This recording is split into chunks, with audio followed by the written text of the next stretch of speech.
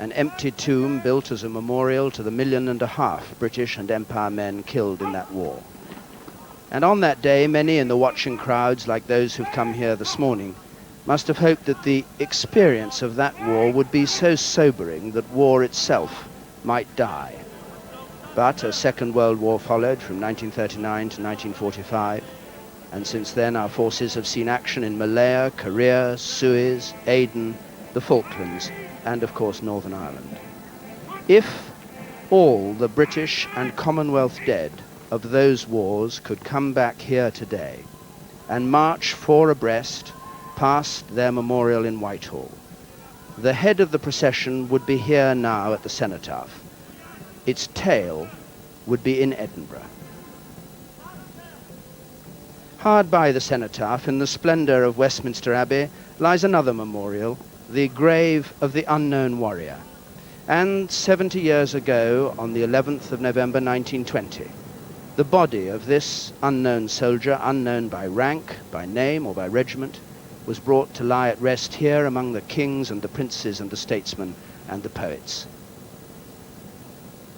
It had been the idea of an army chaplain that the body of an unknown British soldier should be disinterred from a battlefield in France and brought with full military honours to lie within the abbey, a grave which would honour all those whose courage and discipline and suffering had helped save their country in its peril.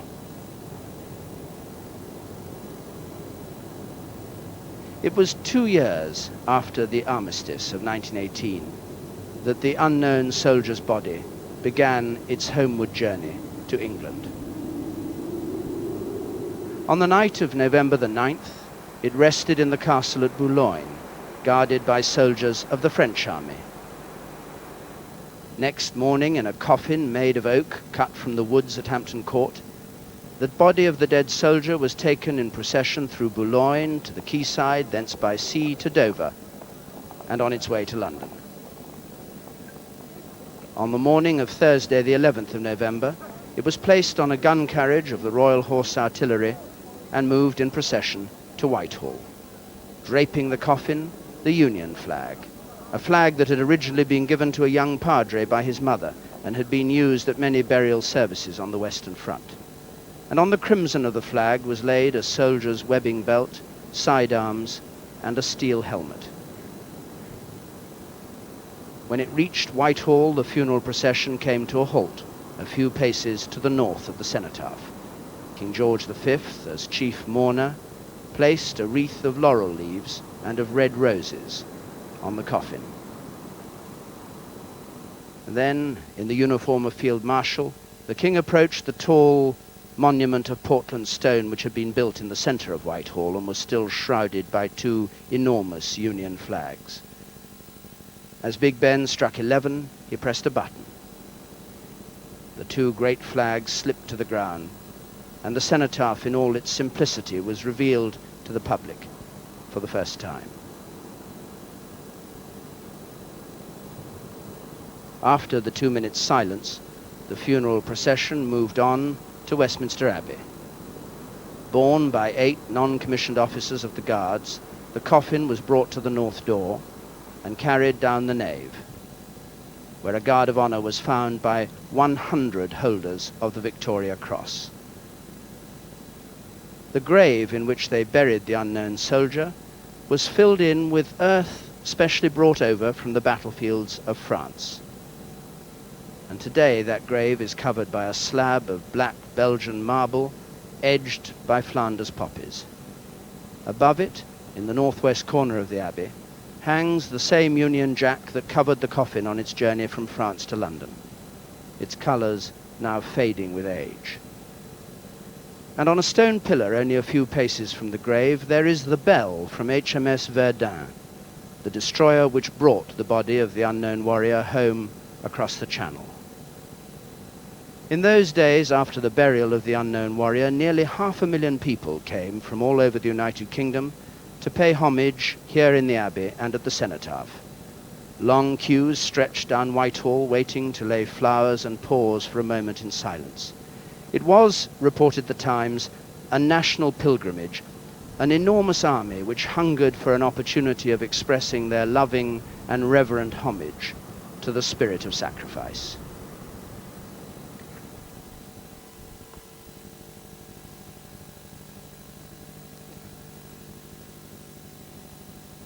And here in Whitehall this morning, the same ceremony is reenacted yet again, as it has been every 11th of November. At the top end, the north end of Whitehall, veterans who will later march past the Cenotaph are taking their positions in 6 long ranks which wind back up towards Trafalgar Square. The other members of the crowds here arrived very early, some of them as early as 8 o'clock this morning, to come here for the service.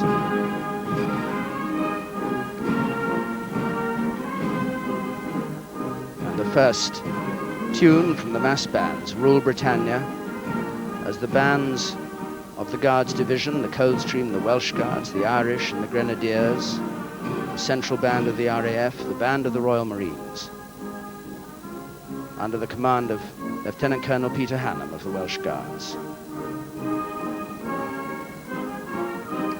And they play for the Navy, first of all, in the hollow square that surrounds the Cenotaph. There are members in the Royal Naval Contingent today from the Women's Royal Naval Service, the Royal Fleet Auxiliary, the Merchant Navy, the Coast Guards and the fishing fleets. And of course, ratings from shore establishments throughout the fleet. The Royal Marines here too, from 4-2 Commando based at Plymouth, 50 men and 2 officers.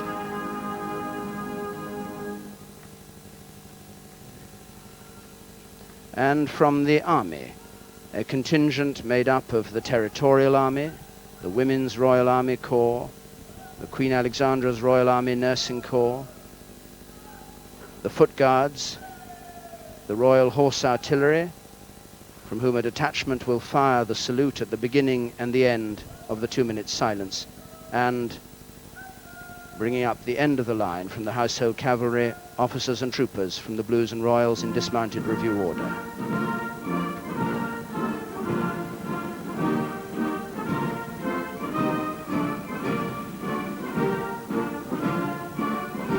Hearts of Oak plays on this Sunday when we remember not only the dead in the 2 world wars, but those who have died in other wars fighting to keep the peace. They too, of course, are all in our thoughts. Perhaps particular today, Northern Ireland. It was 21 years ago in 1969 that troops of the British Army began their present tours of duty in Northern Ireland. In those years, over 400 British servicemen have been killed. 30 of them have been from the Parachute Regiment, 16 from the regiment's 2nd Battalion, who died at Warren Point on the 27th of August 1979, a bank holiday Monday. The Paras have earned the reputation of being one of the toughest regiments of the British Army. Their motto is ready for anything. Michael Willits is still remembered by the Parachute Regiment. He left school at Sutton in Ashfield when he was 15. He started work as a miner at Kirkby Colliery, a mile from his home. But in 1962, when he was 18, he left the pits and joined the Parachute Regiment. He was posted to their 3rd Battalion. He married and had a son and daughter. He was posted to the Middle East and then sent with his battalion in 1971 to Northern Ireland. From corporal, Mike Willits was promoted to platoon sergeant, and he became a highly trained radio operator, chosen to be his commanding officer's personal signaller. His friends said of him that he was carefree, someone who stood out in a crowd for his cheerfulness. In 1971, on the 25th of May, Sergeant Mick Willits was on duty at the Springfield Road Police Station in Belfast. A terrorist entered the reception hall, dumped a suitcase containing a bomb with a primed fuse and left. Sergeant Willits heard the alarm and hurried to the hall. He held open a door while 4 civilians escaped to a rear corridor. Then, disregarding his own safety, he used his body as a shield to shelter the 4 as the explosion ripped through the station. He was mortally wounded. His actions saved 2 adults and 2 children, both of them only 4 years old. For this act of gallantry, Sergeant Willits was posthumously awarded the George Cross, the medal created by the Queen's father in 1940, for acts of supreme bravery in places other than on the field of battle. He was 27 when he died. Today his body lies in Bledworth Cemetery, 10 miles north of Nottingham. Nearby is a seat dedicated to him by members of his signals platoon. Sergeant Willits was one of 429 British servicemen killed in Northern Ireland since 1969, all remembered here this morning.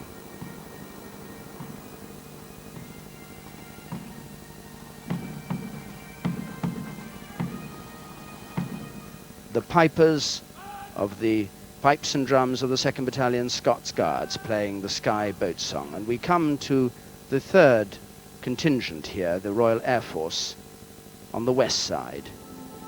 Members of Princess Mary's Royal Air Force Nursing Service, the Women's Royal Air Force, the Royal Observer Corps, the Royal Auxiliary Air Force, and the Merchant Air Service.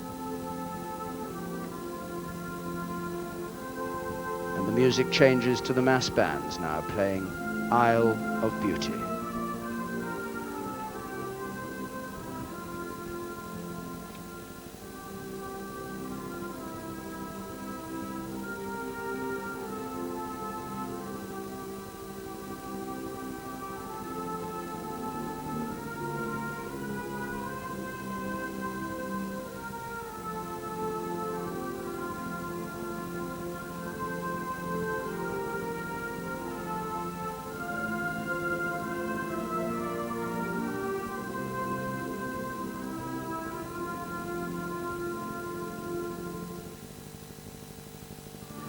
Also here this morning, the civilian services from the fire, the police, the ambulance service, the prison service, St John's Ambulance, British Red Cross, the Women's Royal Voluntary Service, and the air raid wardens, people whose work during the war in London and other cities put them in just as much danger as those who were in the front line. The music now, David of the White Rock.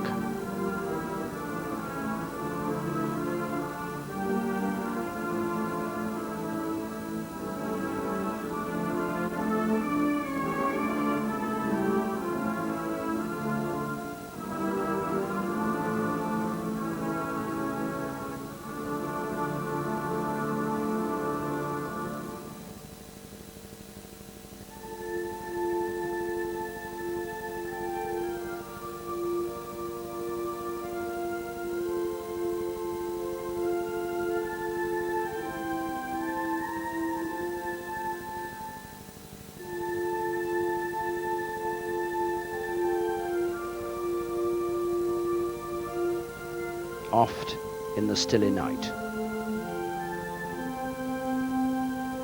A great deal has been spoken and written this year of the critical months in the late summer of 1940 when this country stood alone against Hitler.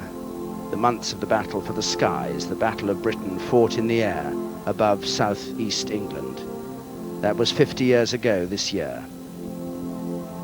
1,487 pilots and aircrew were killed in the Battle of Britain. The young pilots flew their Spitfires and Hurricanes from airfields scattered across England. One in the forefront of the battle, Tangmere, an airfield not far from Chichester on the Sussex Downs. Today it's deserted. The land around the runways long since returned to farming, and little sign left of the perilous days 50 years ago when the pilots, most of them in their early 20s, scrambled from their dispersal huts and fought their war in the skies. Veterans remember the day in August 1940 when 30 German Stuka planes dive-bombed Tangmere, leaving this airfield a scene of devastation. 14 servicemen and 6 civilians were killed in the attack. And in the parish church at Tangmere are buried RAF personnel who died during that summer and autumn of 1940. Buried there too are 9 German airmen who were shot down over Sussex during the fighting.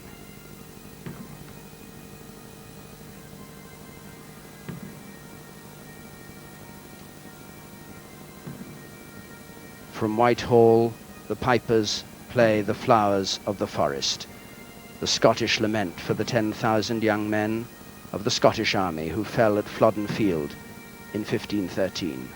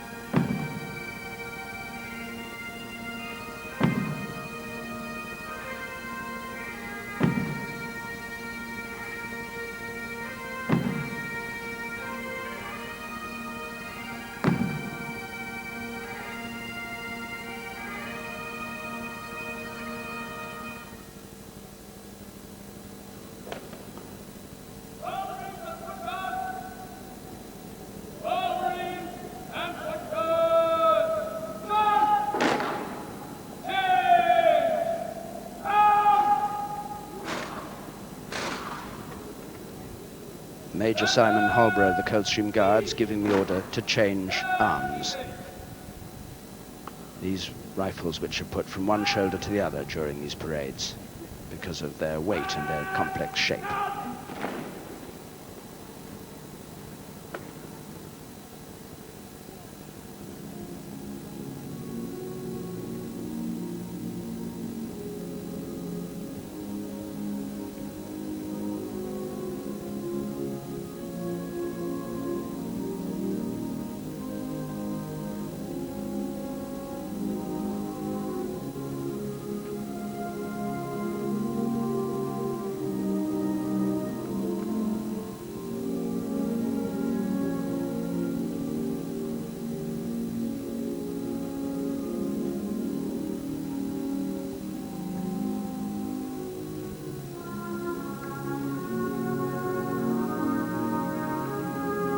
Mass bands play Nimrod from Elgar's Enigma Variations.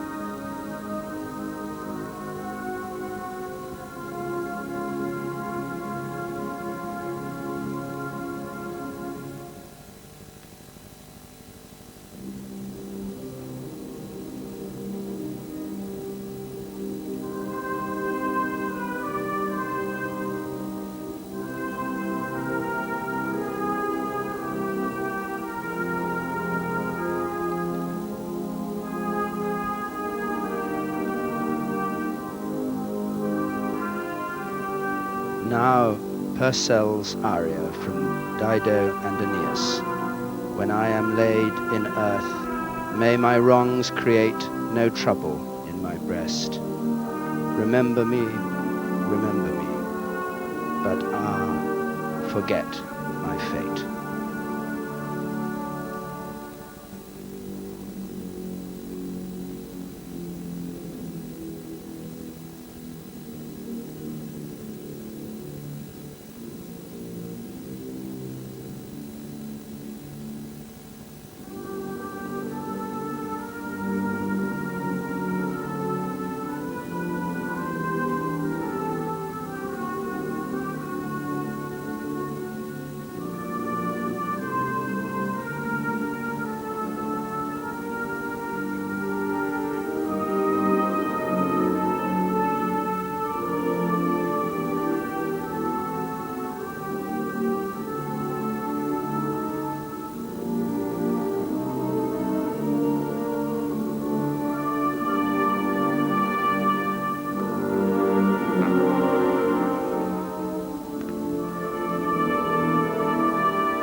The procession of the clergy comes out of the old Home Office building, led by the processional cross of the Chapels Royal, in red and scarlet, the choir of the Chapels Royal. The sergeant of the vestry, the sub-dean of the Chapels Royal, the chaplain general,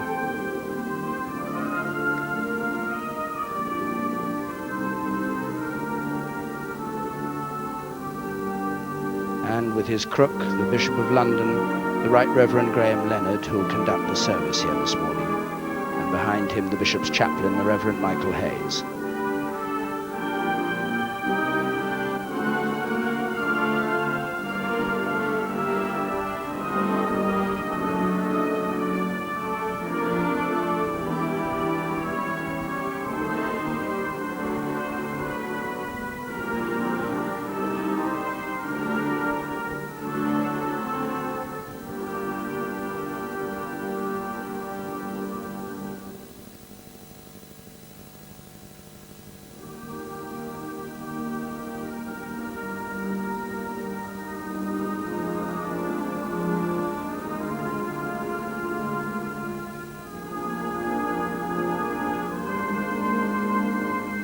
The hymn, O Valiant Hearts.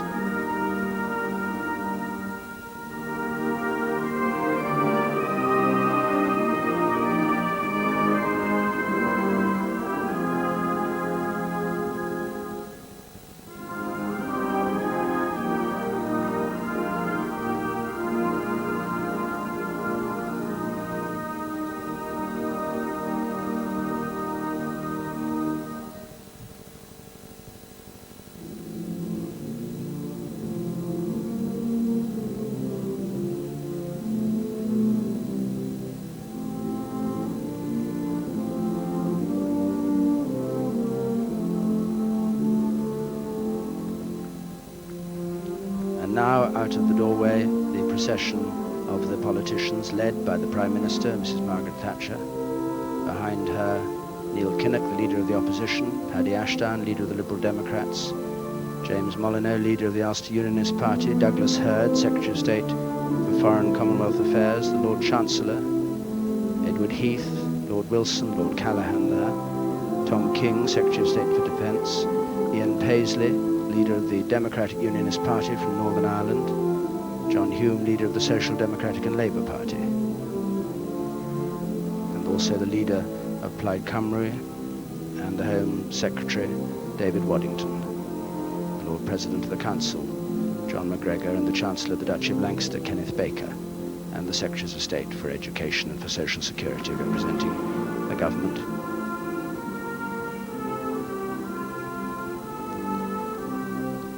And then the long procession of the High Commissioners from Commonwealth countries, each with their wreaths, to remember those from Commonwealth countries who died during these two world wars, from Canada and Australia and New Zealand, and from a host of other countries.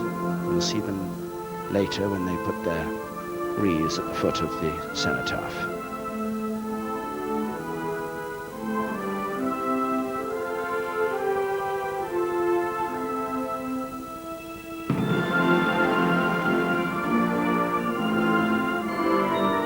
The other clergy who take part in this service coming out behind from other Christian churches, and Lord Jakobowitz, the chief rabbi in the purple hat there, and then the service chiefs, the chief of the defence staff, Sir David Craig, the chief of the naval staff, Sir Julian Oswald, the chief of the general staff, General Sir John Chappell, the chief of the air staff, Air Chief Marshal Sir Peter Harding, and representatives from the merchant navy and the fishing fleets as well. And as they assemble here in the nave of Westminster Abbey, they're gathering at the tomb of the unknown warrior, because there too there's a service conducted this morning waiting for the silence at 11 o'clock. The Dean, the clergy, the High Steward of the Abbey, the Queen's scholars on either side, the Lord Mayor of Westminster is there, the Mace Bearer, the Lord Mayor's chaplain, representatives of the three services as well. And each year on the north side of the Abbey, a garden of remembrance is laid out, poppies on wooden crosses. This Thursday, the Queen Mother, 90 years old this year, came to plant her poppy among the others. She was 14 when the Great War began. She lost one brother, Fergus, who was killed, another who was wounded, and a third was taken prisoner.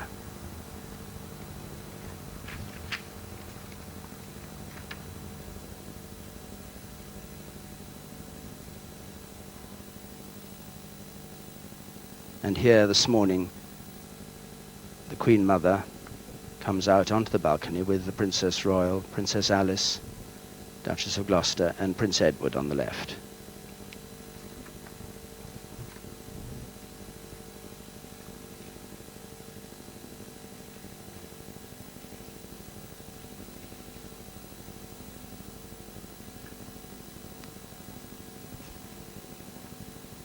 The Queen takes her place, with the Duke of Edinburgh behind her, and the Duke of Kent. And it is now nearly 11 o'clock. And wherever you are watching this ceremony, you may want to join us here at the Cenotaph in these 2 minutes of silence, first called for by King George V in 1919. A brief space, he said, so that in perfect stillness the thoughts of everyone may be concentrated on the reverent remembrance of the glorious dead.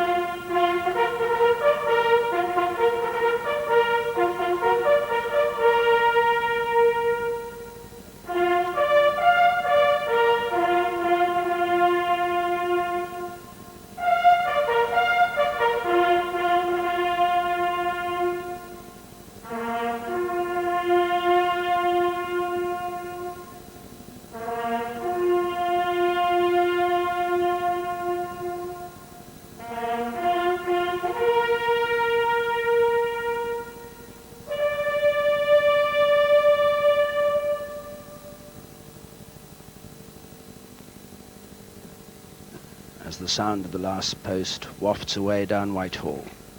The wreath-laying begins, the first, on behalf of the whole nation, laid by Her Majesty the Queen.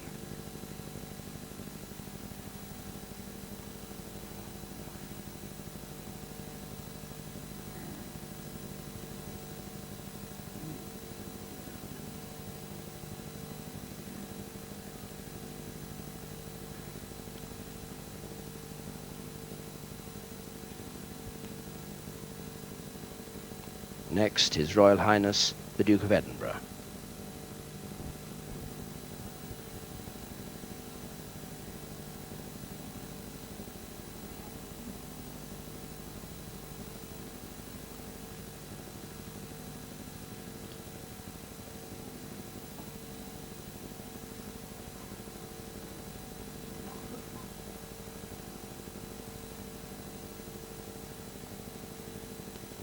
The Duke of Kent, the President of the Commonwealth War Graves Commission.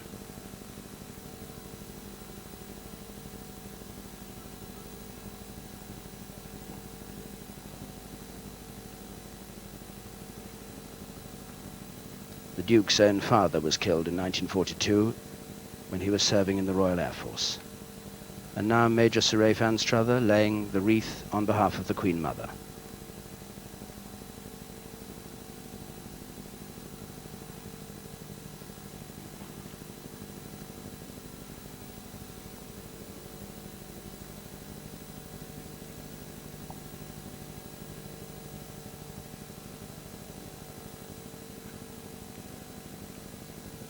Colonel John Winter, who lays a wreath on behalf of the Prince of Wales, who is today in Japan.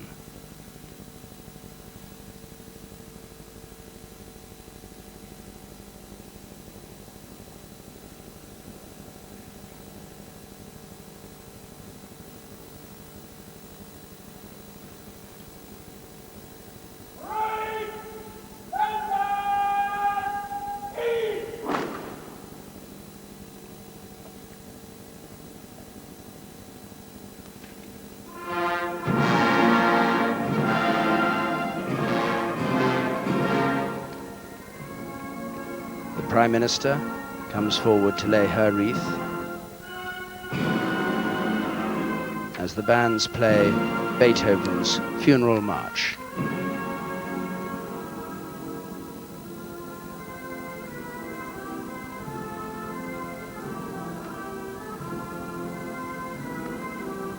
The leader of Her Majesty's opposition, Neil Kinnock.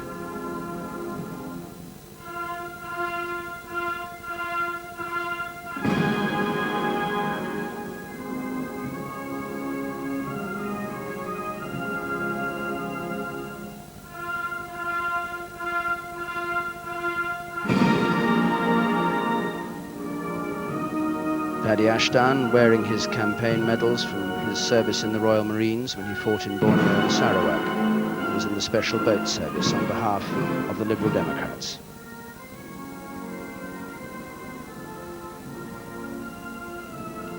James Molyneux, leader of the Ulster Unionist Party.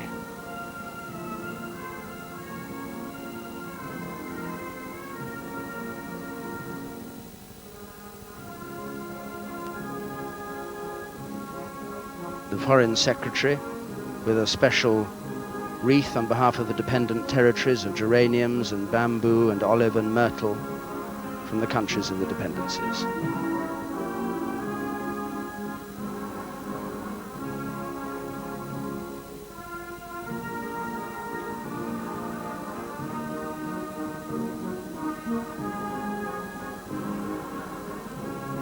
And now the turn of the High Commissioners. In the first group, those from Canada, Australia, New Zealand, India, Pakistan, Sri Lanka, Ghana and Malaysia. India and Pakistan, who fought together as the Indian Army in the Second World War.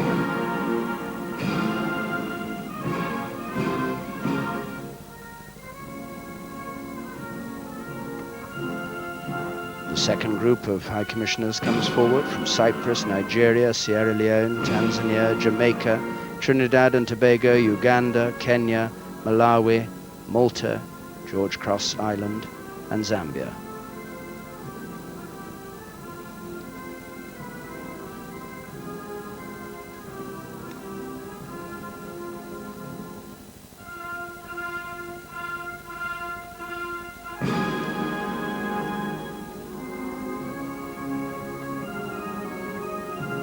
the High Commissioners from the Gambia and Singapore, Guyana, Botswana, Lesotho, Barbados, Mauritius and Swaziland.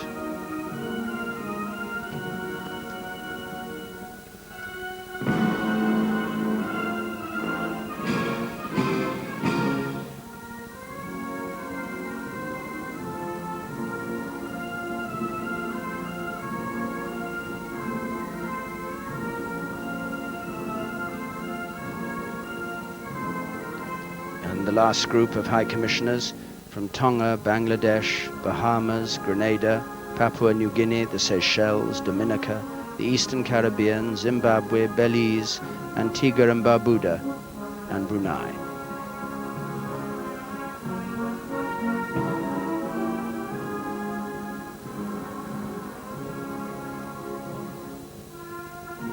And next, the turn of the service chiefs, the Chief of the Naval Staff, the Air Staff, and the General Staff.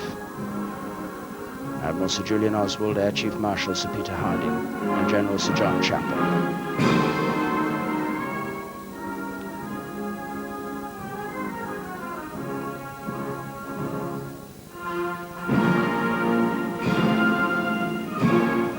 And then wreaths on behalf of the merchant and civilian services. Captain Geoffrey Stevenson for the Merchant Air Services, George Sutherland for the Merchant Navy and Fishing Fleets, and Chief Inspector of the Fire Services Sir Reginald Doyle for the Civilian Services. And after these wreaths are laid, the Bishop of London will conduct a short service.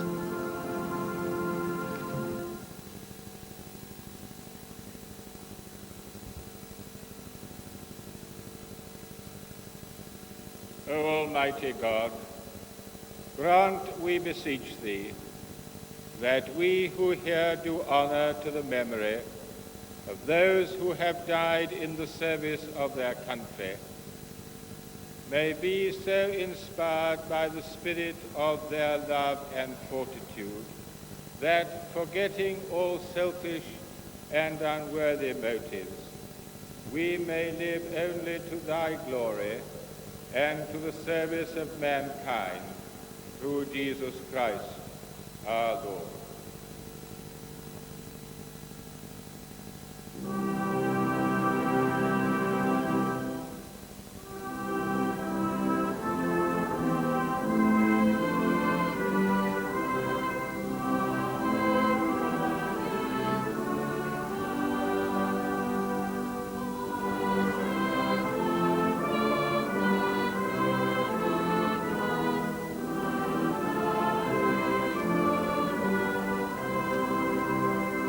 The hymn, O God our help in ages past.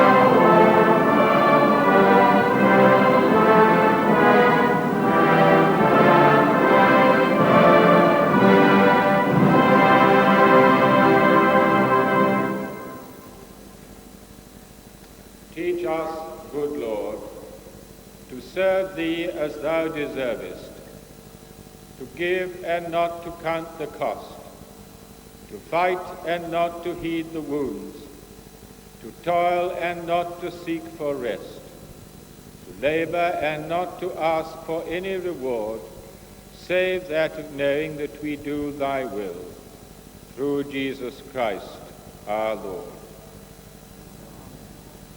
Our Father, which art in heaven, hallowed be thy name. Thy kingdom come, thy will be done, on earth as it is in heaven. Give us this day our daily bread, and forgive us our trespasses, as we forgive them who trespass against us. And lead us not into temptation, but deliver us from evil. For thine is the kingdom, the power, and the glory, forever and ever. Amen. Unto God's gracious mercy and protection we commit you. The Lord bless you and keep you. The Lord make his face to shine upon you and be gracious unto you.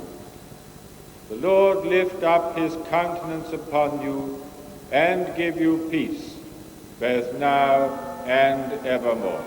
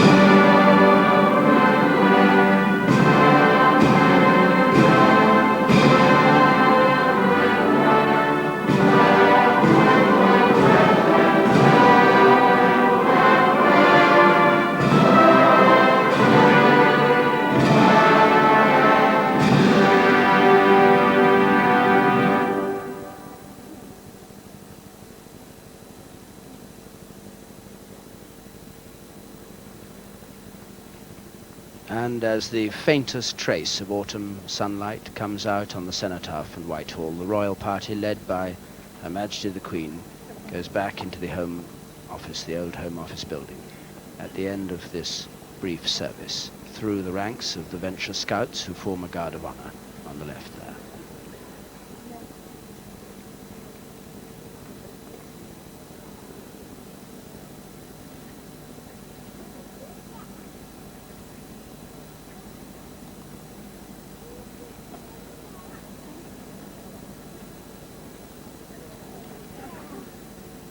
Bishop of London, the clergy and the choristers of the Chapels Royal make their way back.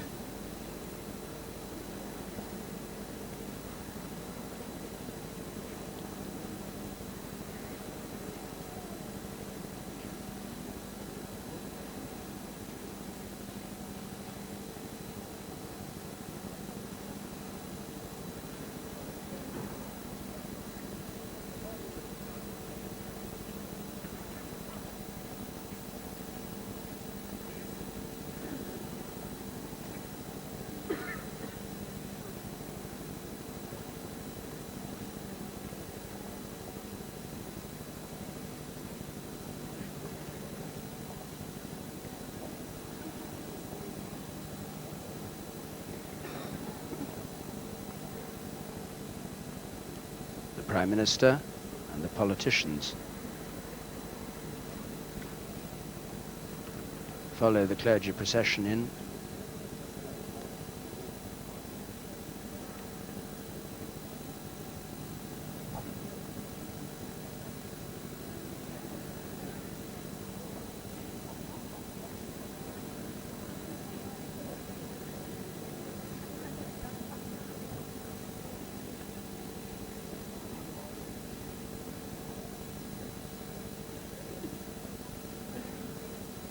The High Commissioners next. 4 groups of them move off. These representatives of governments and of the British government leaving Whitehall to clear the way for the march past of veterans of the 2 wars and other wars which follows this service. The service chiefs make their way across Whitehall.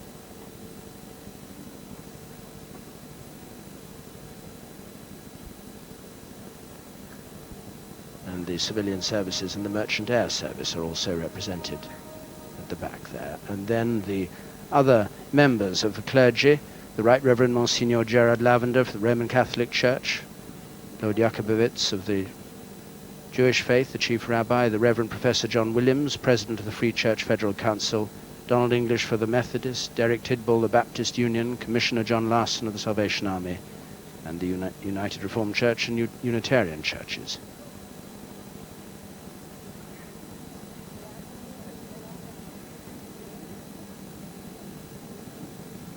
Major General Simon Cooper, General Officer commanding the London District, and the Major General commanding the Household Division with his ADC, Captain Edward Goodchild, and Brigade Major Lieutenant Colonel Christopher Langton of the Irish Guards. And now we're ready for the forces on parade here to manoeuvre to clear the way for the great march past of the British Royal Legion and other veterans.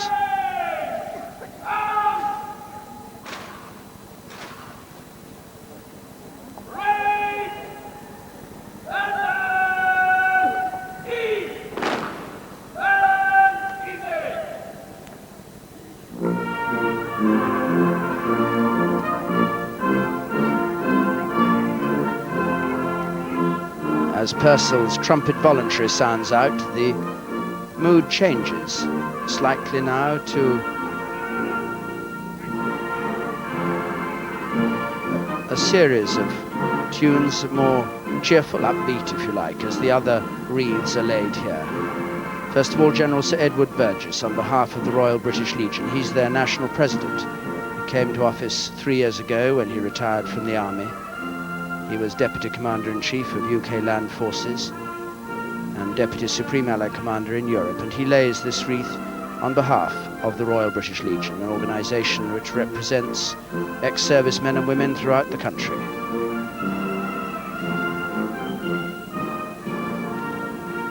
Many of the members of the Legion will be taking part in the march past here this morning.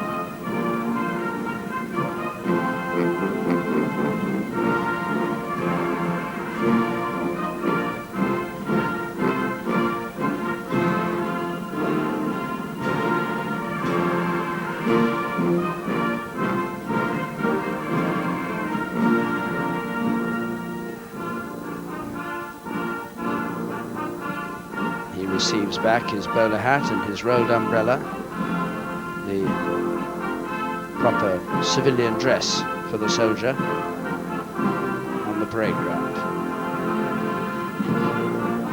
For London Transport, Fred Taylor, a driver on the Underground. For the women's section of the Royal British Legion, Mrs. Elsie Nash. For the Royal British Legion Scotland, Major Jack Scott Miller. Commonwealth Ex-Services Lead, Admiral Sir Desmond Cassidy.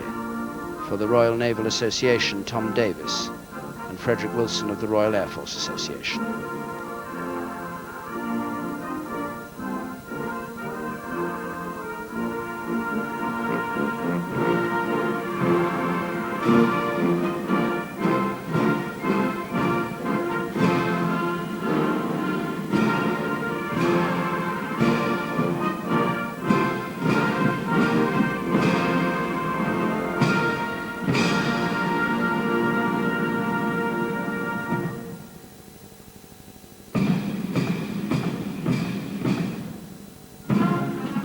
So the last of the official wreaths are laid, but shortly dozens and dozens and dozens more will be placed on the steps of the Cenotaph, as they were 70 years ago when the Cenotaph was unveiled. There's going to be here this morning a great march past of over 9,000 ex-servicemen and women, a assembling already there at the top end of Whitehall. And wreaths today are also being laid at memorials all round the world. The Prince of Wales, who I said was not here but in Japan with the Princess of Wales for the coronation of the new Emperor of Japan, laid his wreath earlier this morning at the Yokohama War Cemetery, 25 miles south of Tokyo. This is the only Commonwealth War Cemetery in Japan. Over 1,800 people are buried here, most of them who died while being kept prisoner of war. But Yokohama is one of many similar cemeteries laid out in 140 different countries throughout the world. Their creation and their upkeep is the responsibility of the Commonwealth War Graves Commission, which was set up by Royal Charter in 1917. The duties of the Commission are to mark and to maintain the graves of members of the Commonwealth forces who died in the two world wars, and to raise memorials to those dead whose graves are unknown. The size of many of these cemeteries is itself poignant. 1.75 million names from Britain and from the Commonwealth alone. If you've ever driven, perhaps on holiday, through the countryside of northern France or of Belgium or Italy, you must have seen the immaculate war cemeteries with row after row of white headstones, a sight both sad and moving. You may have wondered how they're kept so perfectly, often in harsh surroundings. The gardening is the responsibility of the War Graves Commission. They employ teams of local gardeners to look after groups of cemeteries. They work throughout the year to recreate the impression of a garden from back home, with roses and other flowers, with lawns and carefully chosen trees, a calm and peaceful setting.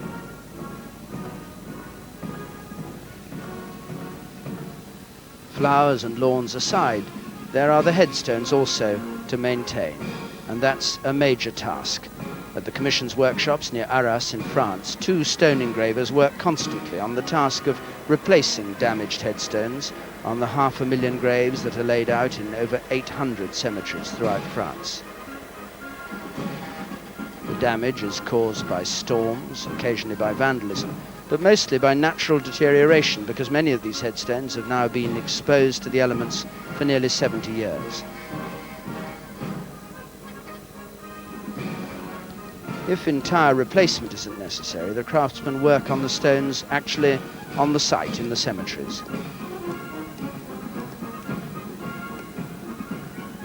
And they also spray them now with chemicals to try and keep the stones clean and their inscriptions legible.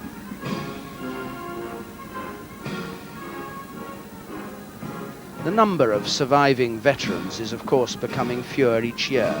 But young people now seek the graves of their forefathers. They want to know the circumstances and the reasons for their deaths.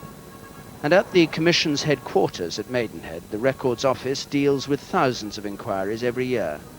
This year, up to the beginning of November, the staff in the Records Office has received over 21,000 inquiries by telephone and by letter. Here at Maidenhead, they can trace the whereabouts of 1.5 million people who are commemorated either in single graves or whose names are carved in memorials in various parts of the world.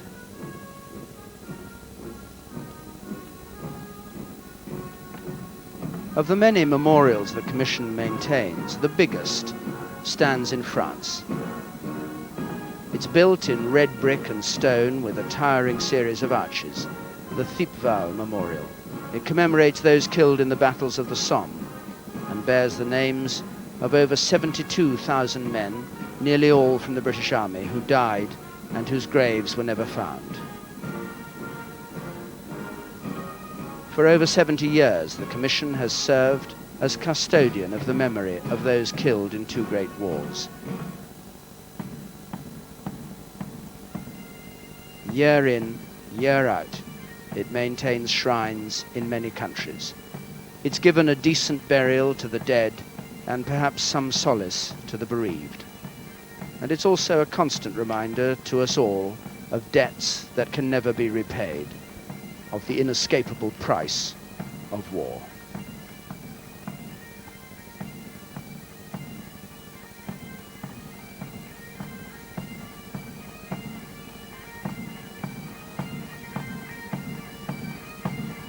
here in Whitehall, the 6 wide ranks of veterans of the 2 world wars wait to start their march past.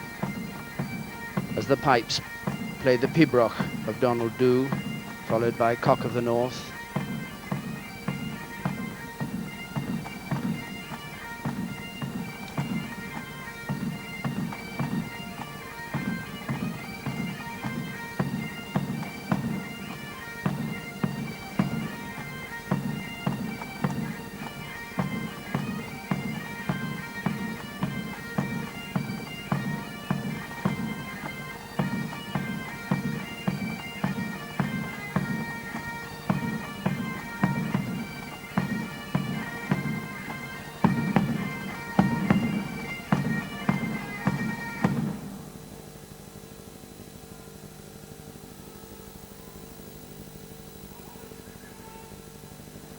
Major Peter Hicks of the 1st Battalion Coldstream Guards gives the orders for the Royal British Legion to move off exactly at 11:30.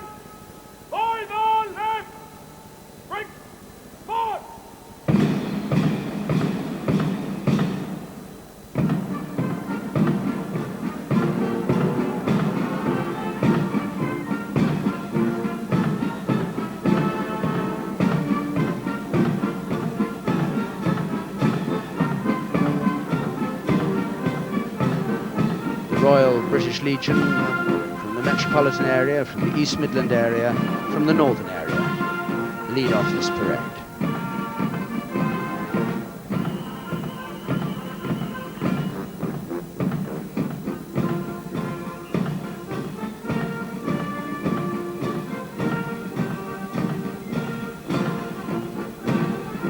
You'll recognise the tune. It's a long way to Tipperary.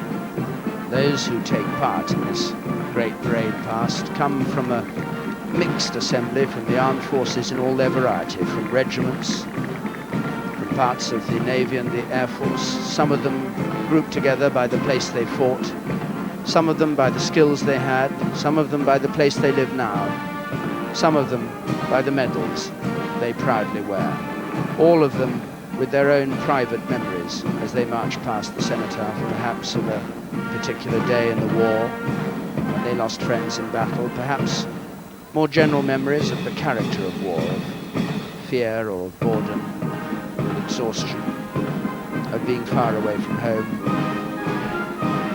or perhaps of the sergeant major shouting at them on the quality of the food. Who knows? Their thoughts this morning as they come here, and many of them have come year after year to hand their wreaths to be placed at the cenotaph. Their thoughts are their own private affair.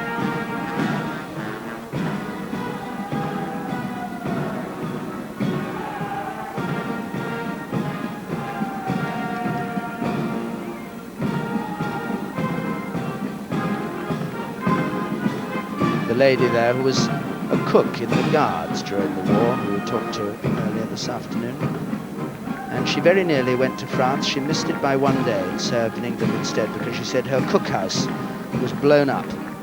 She had to stay and make sure things were all right.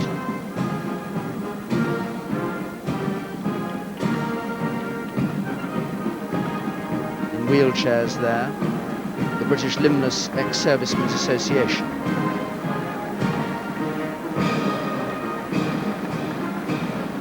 40,000 men and women who lost limbs in the First World War, 12,000 in the Second, and the British Limbless Ex-Servicemen's Association cares for many of them.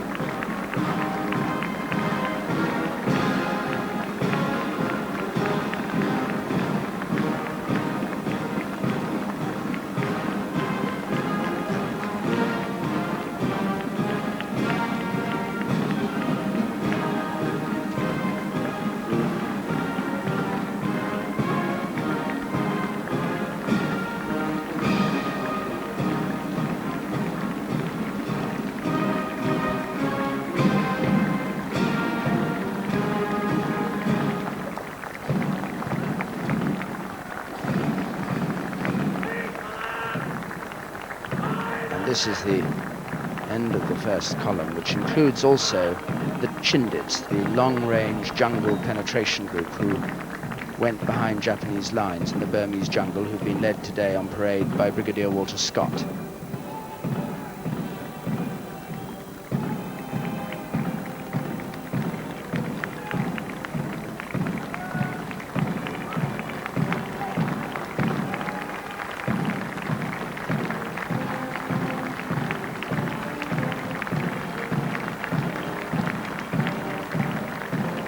There are many women on parade, the War Widows Association, the members of the ATS as well. The next column with the Desert Rats, led by John Tremble of 601 Squadron. Members of the 8th Army, which was the largest army group. They came from the Desert Rats from all the services.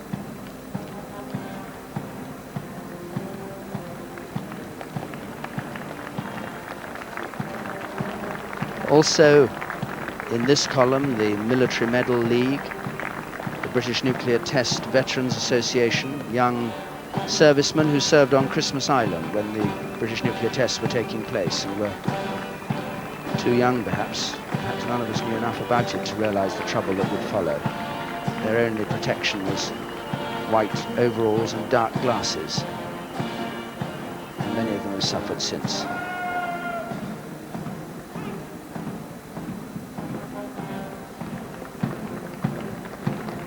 Army Air Corps too is in this part of the procession. And holders of the Distinguished Conduct Medal, members of the Coldstream Guards. Their order as they march is by design haphazard. It's literally first come, first served. From early this morning on Horse Guards parade behind here, they assemble. And there's no attempt to give priority. Indeed, it would be invidious to give priority by seniority of rank or regiment, because what is being honoured here today is everyone who fought and died in those 2 world wars.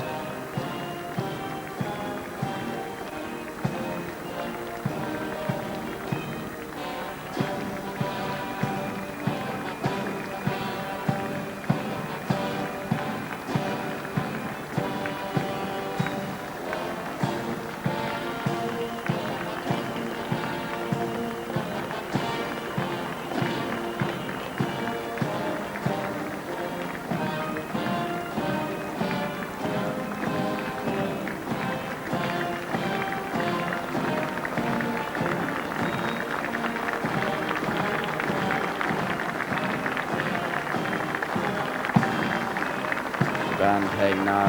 There'll always be in England. This is the Marine Band, who's taken over from the bands of the Guards Division.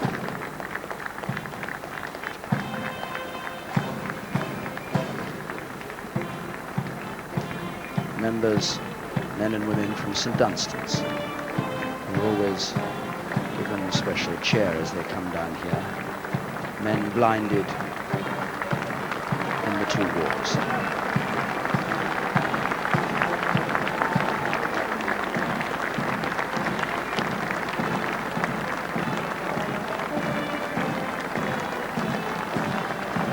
There's always a special ripple of applause down Whitehall as they parade past.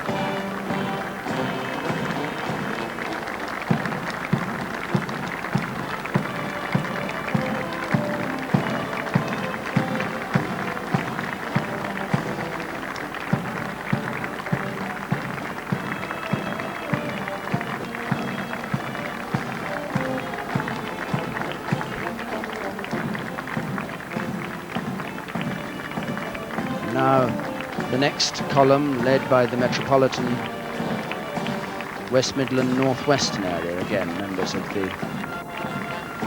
Royal British Legion.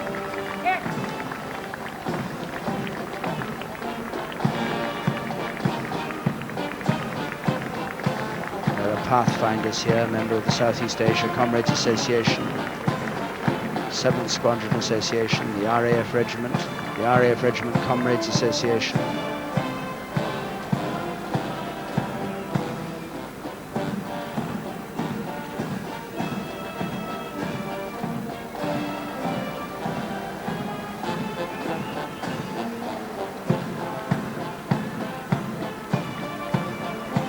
Pathfinders are here too. 50 of them on parade today.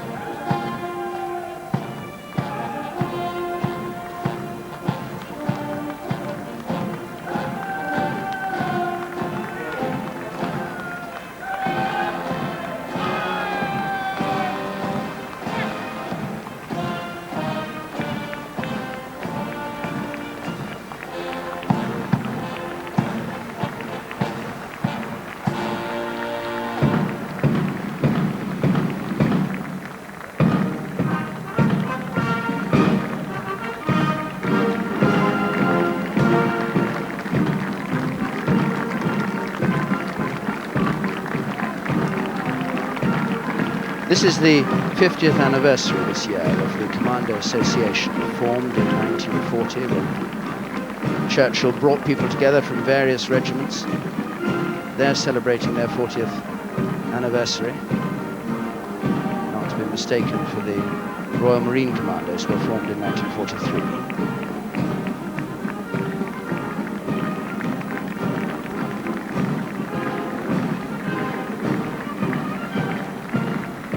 Every cap badge and every beret tells the story of a military career, and each of these veterans will tell you in detail of the action they saw and the history of their regiment.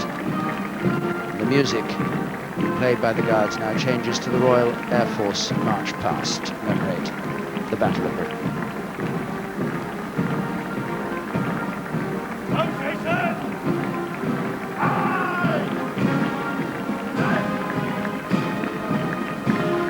Now the maroon berets of the Parachute Regiment. It's also their 50th anniversary this year. Churchill in 1940 instructed the War Office to have a corps of 5,000 paratroops. And they saw service in many of the most ferocious battles. They remember Arnhem, they remember D-Day, they remember jumping in the dark.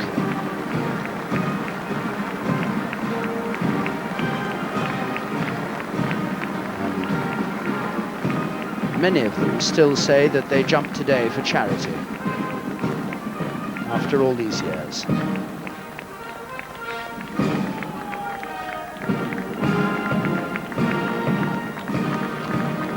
A very big contingent to celebrate their 50th anniversary of the Paras, almost making up a column of their own.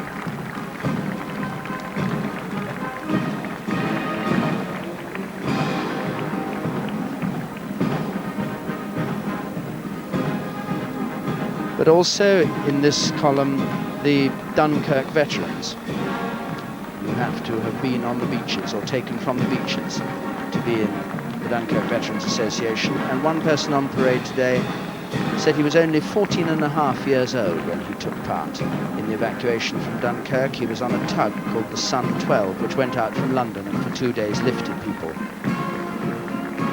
from the beaches of France.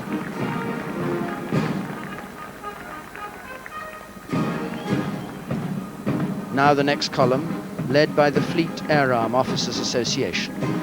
Their wreath with the Fleet Air Arm wings in gold, which is going to be presented by Lieutenant Commander Jesse Hanks, the chairman of their association.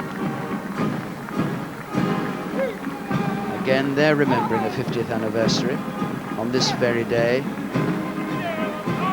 A night strike by Swordfish aircraft at Taranto.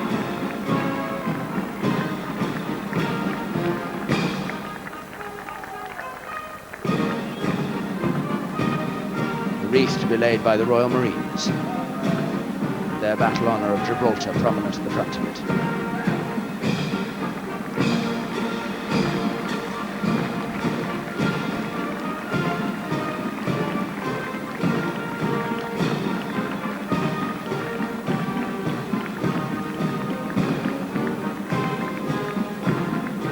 Also in this part of the procession, the people who call themselves the Forgotten Navy, the men who supplied the landing craft at Anzio and Palermo and in Normandy. And people from the defensively equipped merchant ships, here for the first time to represent the thousands of Royal Naval gunners who sailed on merchant ships to protect them. The Women Royal Naval Service Association as well on parade.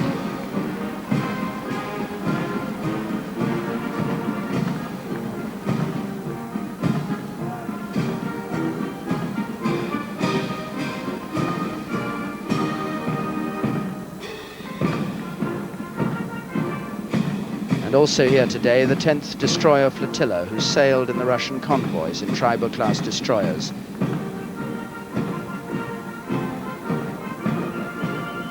Carrying their wreath in the shape of an anchor.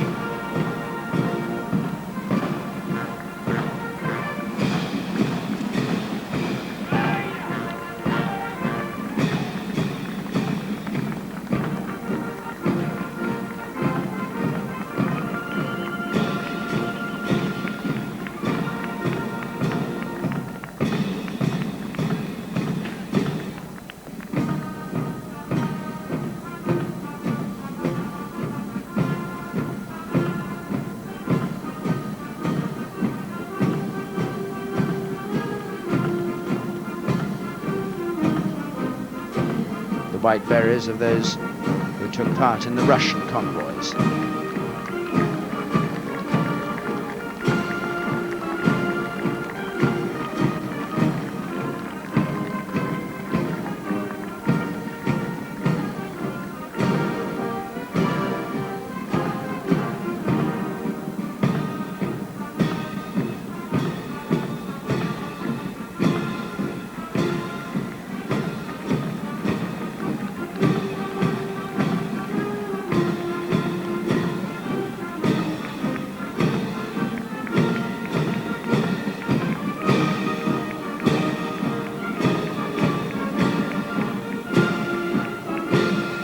Among the others on parade here, those who were imprisoned in the Far East under the Japanese.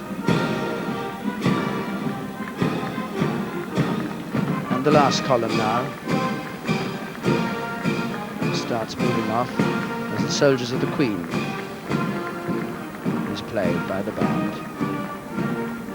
The Moths, the memorable Order of Tin Hats, the Normandy Veterans Association, the Polish Rada Wojska, the Normandy Veterans Association, the Air Gunners Association, the British Korean Veterans, the Royal Engineers, the George Cross Island Association, the West Indian ex-servicemen, holders of the France and Germany Star, and many, many others. Polish there with the red and white armband of their national colour, who last year when they marched here were marching for the first time as a free country since the start of the war in 1939.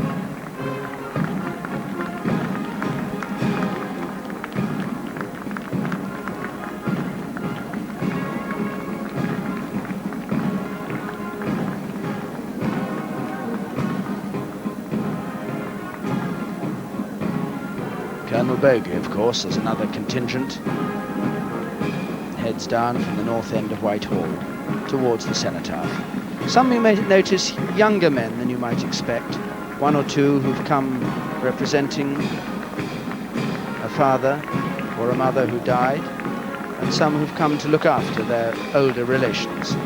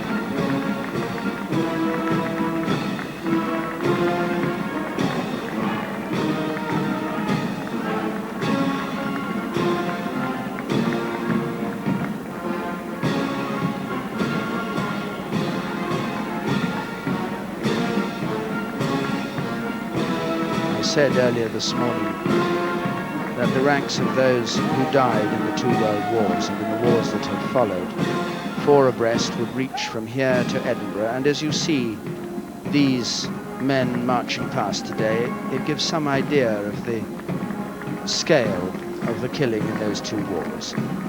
Representatives of London Transport now moving into place. They are the final contingent in this long procession that goes past the Cenotaph. Carpet of wreaths at the foot of the monument there.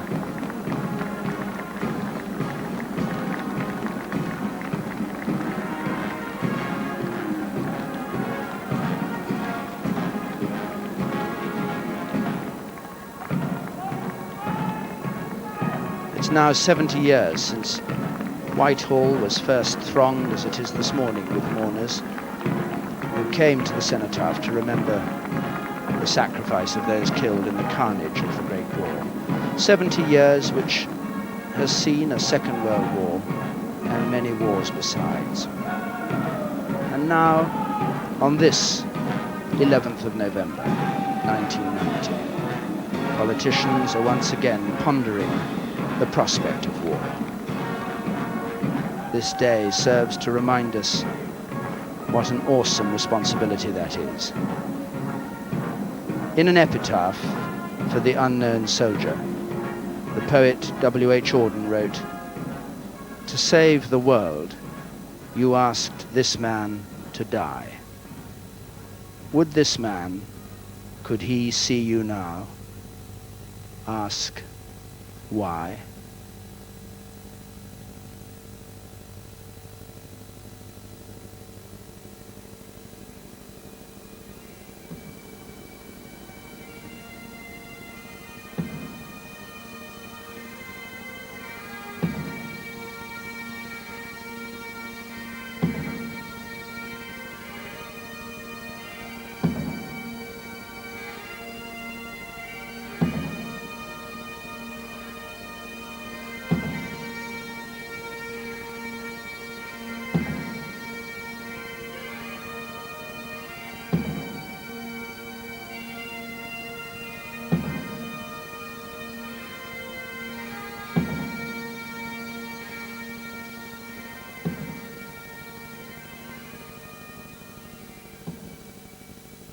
The commentator in Whitehall this morning was David Dimbleby. Television presentation was by Ian Smith.